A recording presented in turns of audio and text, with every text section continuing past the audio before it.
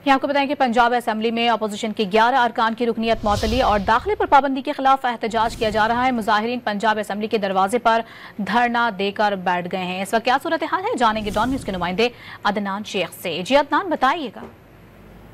बिल्कुल, कल पंजाब असेंबली में वज़ीर आला पंजाब मरियम नवाज ने जब बजट पे बात की तो उस वक्त अपोजिशन इजलास के इसके हवाले के बाद जो है वो तकरीबन 11 अरकान को 15 इजलास के लिए मुअत्तल कर दिया। इसी पर अपोजिशन अरकान जो है वो भड़क उठे हैं और उन्होंने अब पंजाब असेंबली का जो मेन गेट है कोपर रोड, वहां से जो बैरियर थे उसको तोड़कर वो पंजाब असेंबली की जो मेन गेट है वहां पर पहुंच गए और एहतजाजी मुजाहरा जो है वो शुरू कर दिया और हुकूमत के खिलाफ सख्त नारेबाजी का सिलसिला शुरू जो है वो किया हुआ है। और उन्होंने कहा है कि हमें अगर पंजाब असेंबली के अंदर जाने नहीं दिया गया तो हम पंजाब असेंबली के गेट पर ही अपना जो है वो स्पीकर भी मुंतखब करेंगे और यहाँ पर जो है हम खिताब करेंगे, यहीं पे इजलास होगा पंजाब असेंबली का। इस हवाले से पुलिस की अगर बात करें, हम नवाज के हवाले से बात करें तो न सिर्फ पंजाब पुलिस बल्कि अब जो पंजाब असेंबली की पुलिस है उनकी भी बड़ी तादाद इस वक्त गेट पर मौजूद है और किसी भी शख्स को जो है वो बगैर तलाशी के जो है वो अंदर आने की इजाजत नहीं दी जा रही है और सख्त सिक्योरिटी के इंतजाम किए गए हैं।